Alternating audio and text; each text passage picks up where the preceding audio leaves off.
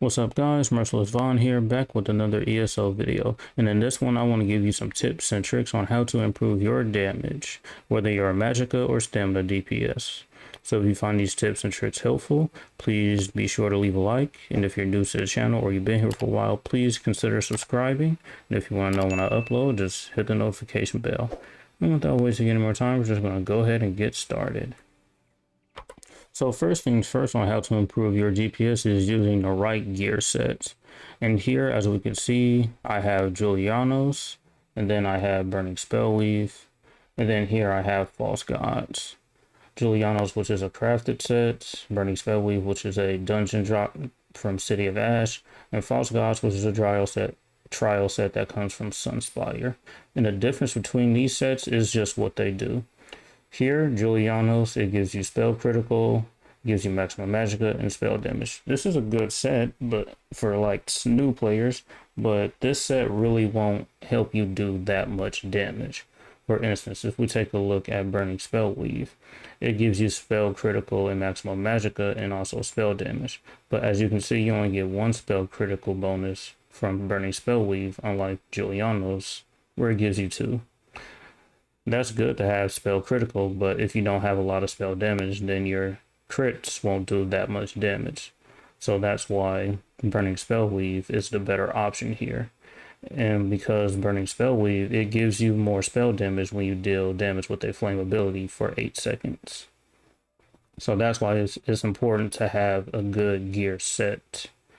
And same thing with False Gods. Burning Spellweave is a good set to use, but then later on when you're playing the game, you want to go for False Gods because it gives you Minor Slayer, which increases your damage done to enemies in dungeons, trials, and arenas. And also when you have 5 pieces, it reduces the cost of your magical abilities, and you restore magicka when you defeat an enemy, and also gives you movement speed for 8 seconds. So yeah, really, to compare these 3 gear sets, False Gods is the best option, Burning Spellweave second, and Julianos pretty much the last, because overall all of these are good sets. It's just what they do, it just makes each one better than the other. False Gods, you do more damage when you're in a dungeon, trial, and arena, restore magicka, and reduces the cost of your abilities. Burning Spellweave, it increases your spell damage when you deal damage with the flame ability, and Julianos just gives you spell critical. Really, that's the big benefit from this one. So yeah, just making sure having the right gear set to give you the best damage output is a good way to increase your DPS. Also, to increase your damage more, and talking about gear a little bit more, you want to make sure you have the right enchants and traits on your body pieces, your jewelry, and your weapons. And so good, really, when you're light armor, the enchants will already be magicka. Really, the enchants you'll have to really worry about are going to be on the jewelry and the weapons, really.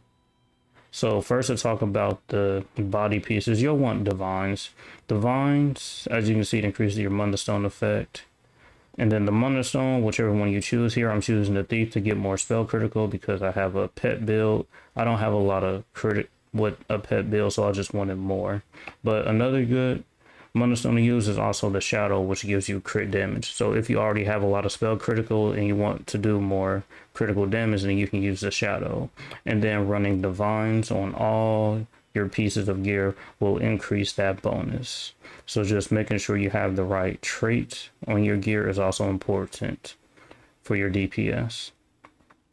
As for the jewelry, the enchant you will want is an increase spell or weapon damage enchant on your jewelry. That's probably the best in slot thing, or if you want, you can put recovery or whatever other enchants you want, but the best ones to have on your jewelry will probably be spell damage and weapon damage enchants. And as for the best trait to run on the jewelry, it will be, in my opinion, Bloodthirsty. Bloodthirsty increases your weapon and spell damage against enemies under 90% health up to a certain amount.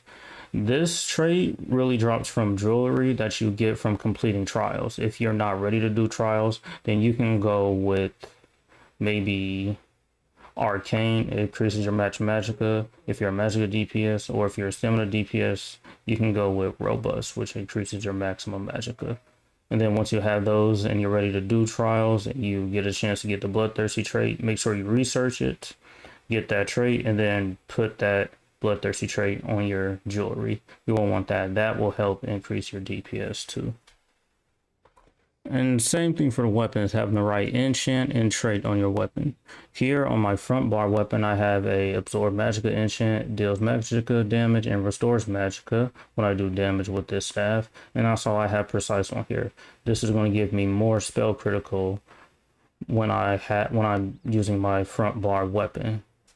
And here on my back bar weapon, I have a weapon damage enchant, which increases my spell damage by a certain amount for 5 seconds. And the trait that I use is Infuse, which increases that enchant by 30% and reduces its cooldown. And so really, what enchant you use on the back bar and trait really depends on what weapon you have on your back bar. Me, since I'm a Magical DPS, I have the Maelstrom Lightning Staff Perfected.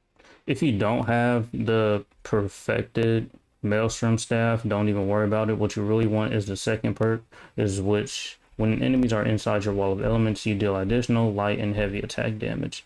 So this is really, if you're DPS, you really want the Maelstrom weapons on your back bar. If you're Magicka, you want an Inferno Staff, and if you're Stamina, you want the Maelstrom Bow, because you'll do increased damage if enemies are in your wall of elements with light or heavy attacks. But if you're a stamina user and you have the Maelstrom Bow on your back bar, your volley will deal more damage. So this is why it's really important to have the Maelstrom weapons on your back bar. So if you want to improve your damage, try to get your hands on one of these. And then that way, if you're a magical DPS, make sure you have wall of elements down. And if you're a stamina DPS, make sure you have your volley up at all times. And also use a weapon damage enchant and infuse trait. And another thing about gear is, say you found all your burning spellweed pieces and you want to do more damage so you can do trials and try to get false gods, make sure you increase the quality of your gear. Increasing the quality of your gear is important too. As well, you can see if I upgrade this to gold, I get more magicka, the trait increases by 1%, and then the stats on the burning spellweed also increase, not by a lot, but by a little bit. So if you want to improve your damage even more, just getting your gear to gold will really help out too. And the more pieces that you have gold, the more your DPS will increase little by little. And so what pieces do you want to upgrade first if you want to gold your gear? First, you want to start off with the weapons. The weapons are important because those are what you're going to be using doing damage with. Your weapons. And then your monster set. Whatever monster set you want to use, you can just go ahead and gold those next. And then as for the rest of the gear, the chest piece, and then the legs, and then you can just go ahead and upgrade the rest of the pieces, and then do the jewelry last, because the jewelry is really expensive to upgrade. Really hard to come by the upgrade materials for these, and if you go into the guild trader, they're really expensive. First weapons, second monster piece, then to gear pieces will be the chest and legs. Move on to the other body pieces, then do the jewelry last. Potions. Potions are also important to help improve your DPS because they can give you 20% spell or weapon damage, whichever potion you use. If you're Magicka, you'll use the essence of spell power, but if you're stamina, you'll use the essence of weapon powers. But now the numbers that you see here for the essence of spell power potions are the same as the essence of weapon powers. The only difference is one's for Magicka and one's for stamina. So really, yeah. As you can see, the essence of spell power gives you 20% spell damage, and then you get critical chance, and then you restore Magicka, and also gives you major intellect, increasing your Magicka recovery by 30%. So yeah, if you want to improve your DPS, get your hands on some of these potions. They will really help you out. Food. Food is also important to improve your DPS because, like this, for example, this food is giving me max magicka, max health, and increasing my magicka recovery. And the more magicka I have, the longer I'm able to do damage. And the more magicka recovery I have, the more magicka I get back so I can do damage. And the same thing is for stamina. You want to look out for some stamina foods that will increase your stamina. And also, if it's a food that increases your health and stamina, then those are really good as well. So yeah, just make sure you're able to get some food. Food and potions are really, really, really important. You want to make sure you always have a food buff active when you're in a group or in solo play, and you always want to make sure you have potions on standby, whether you're in group or in solo play. Also, this is probably one of the most important things to know about improving your DPS. There's light attacking in between every ability use. It is very, very, very important to make sure that you light attack in between your abilities, mostly because you get ultimate back. And you won't get ultimate back if you just hit enemies with your abilities. You have to light attack. When you light attack an enemy, you get 3 ultimate every few seconds. And you want to get your ultimate because your ultimate will also be a big part of your damage, depending on whatever ultimate you use. Here on my pet build, I have the Storm Atronach.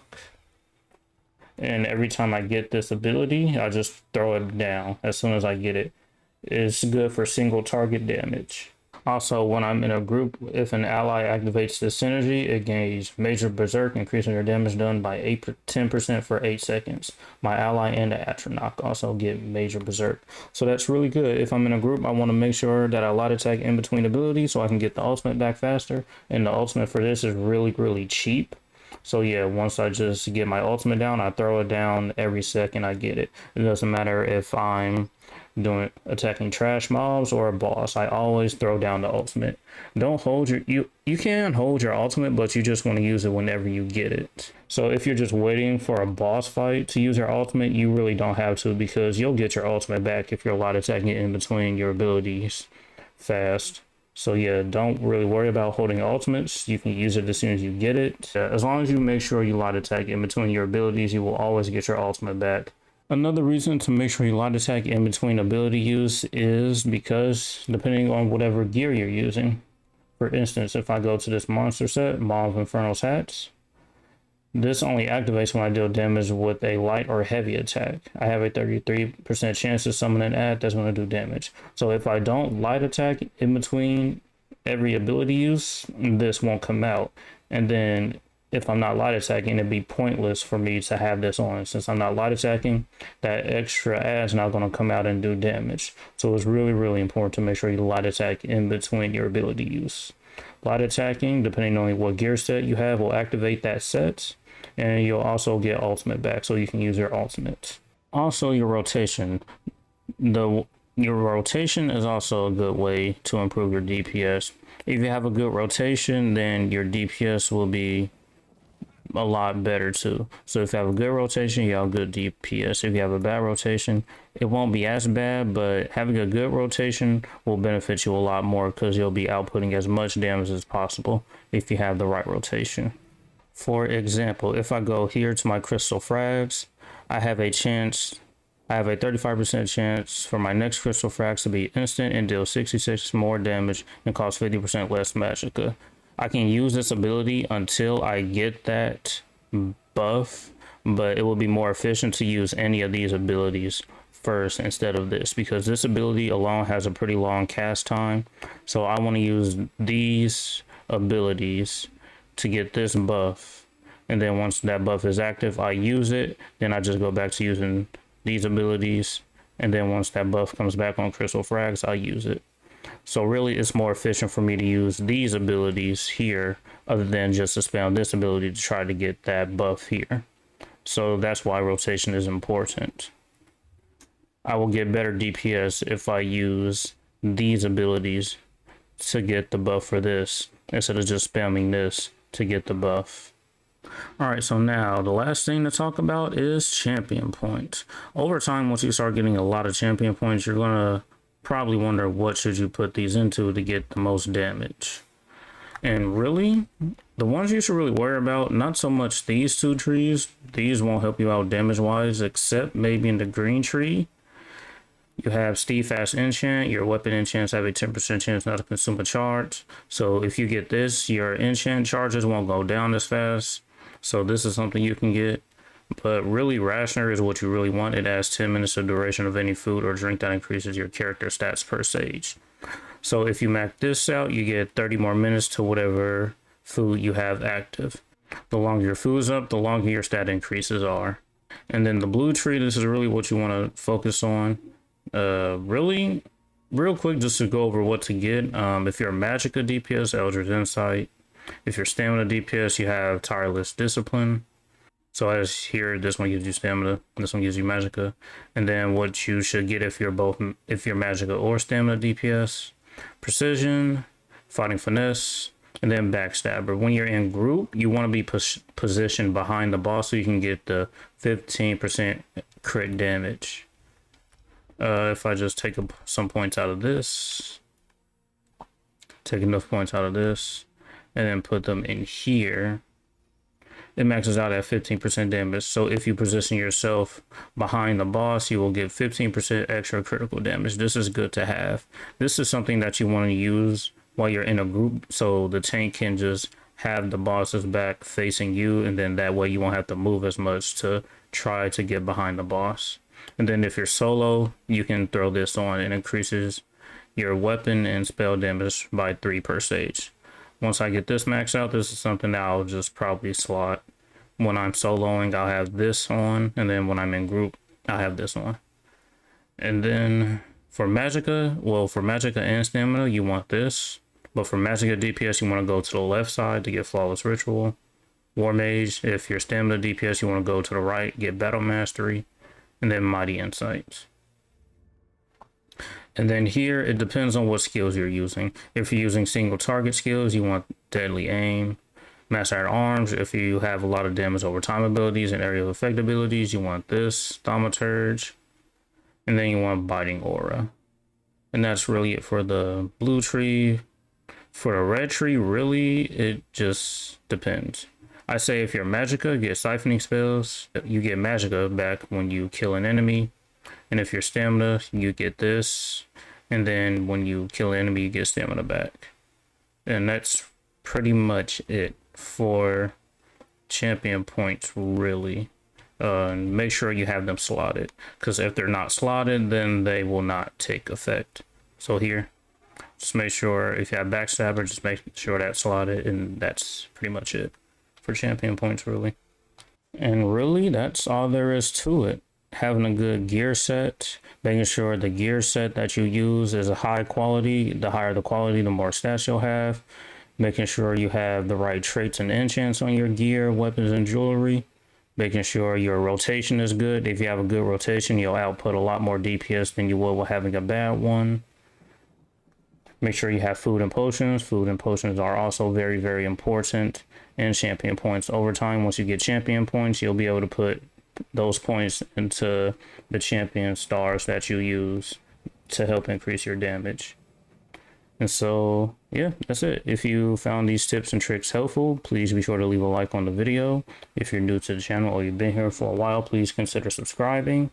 And if you want to know when I upload again, all you gotta do is just turn on the notification bell. Thanks for watching the video, and as usual, until next time.